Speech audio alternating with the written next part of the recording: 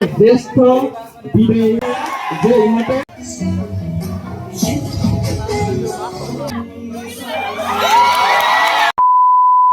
Hello' everyone welcome back to my YouTube channel Deepika's blog.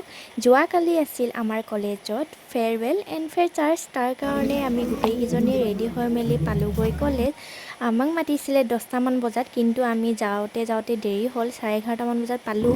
তাৰপাছত ফ্ৰেচাৰ্ছখিনিক আদৰণি জনাই ল'লে। আমি ভাবিলোঁ ফটো কেইকপিমান ক্লিক কৰি লওঁ, তাৰপাছত গোটেইকেইজনী ক্লিক কৰি ল'লোঁ আৰু আমাক মাতিলে আৰু ইফালে আমাৰো আদৰণি জনালে আৰু আমি গৈ বহিলোঁ। তাৰপাছত এজন কৰি ভিতৰত বহি ল'লে আৰু ইয়াত দেখিছেনে ইমান ধুনীয়াকৈ ডেক'ৰেশ্যন কৰিছে। আমি যেতিয়া 5th ছেমিষ্টাৰত আছিলোঁ, ডিপাৰ্টমেণ্ট ভাইজ তেনেকৈ ফ্ৰেচাৰ্ছ এণ্ড ফেয়াৰৱেল কৰিব দিয়া নাছিল, কিন্তু এইবাৰ তেওঁলোকে কোৱাৰ পাছতহে প্ৰিন্সিপালে কৰিব দিলে বোলে।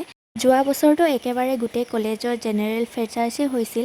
আমি আশা কৰি আছিলোঁ যে ছিনিয়ৰ কেইজনৰ মানে ফেয়াৰৱেল তেনেকৈ ধুনীয়াকৈ পাতিম বুলি, কিন্তু নাপালোঁ। হ'লেও একো নাই, আমাৰখিনি যে পাতিব দিলে এয়াই বহুত। আৰু কেইজনমান লগৰ নাহিলেই, তাহাঁতি মানে বেলেগ ঠাইত আছেগৈতো, আহিব নোৱাৰিলে। সেইকাৰণে যিকেইজনী আহিছে লগ পাই বহুত ভাল লাগিল। বহুত দিনৰ পিছত লগ পালোঁ। গোটেইকেইজন অহা হ'লে আৰু বেছি ভাল লাগিল।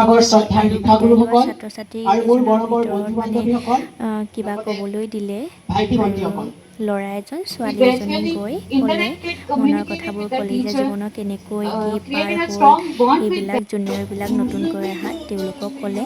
তাৰ পাছত আৰম্ভ হ'ল মাজে মাজে ডান্স।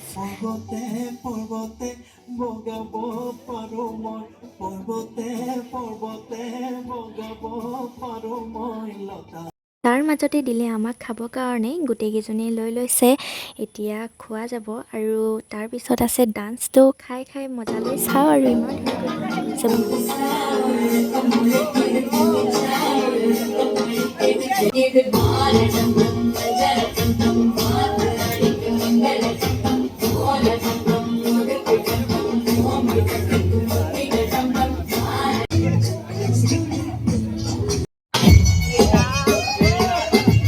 দুহেজাৰ 25 বৰ্ষৰ ৰাজনীতি বিজ্ঞানৰ টপাৰ আছিল হৰপ্ৰীত কৌৰ। তাইক মেমহঁতে এখনি মাননি আগবঢ়ালে।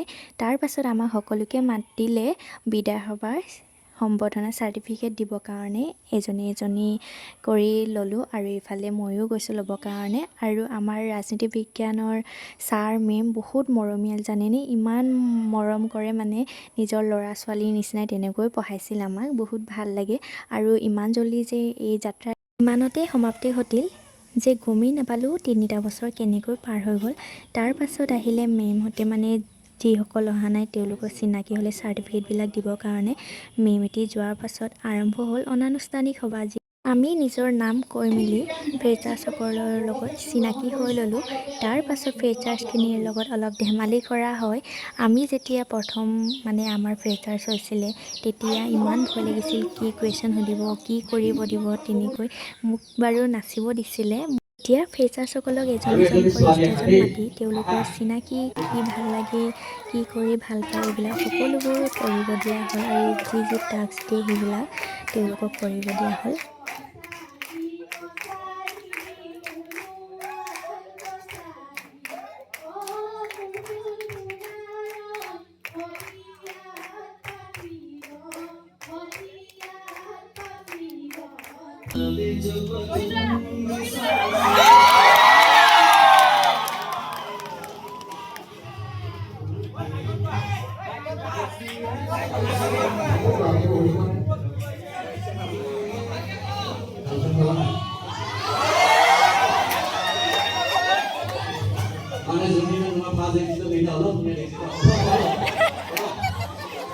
আজি বাৰ চাই দেখিলো, ইয়াত দেখিলো আৰু পিছফালে গৈছে ছোৱালী, ইমান ধুনীয়া ছোৱালী। চকু মানে কাঢ়া পাই গ'লে ভাল লাগিব আৰু তোমাক।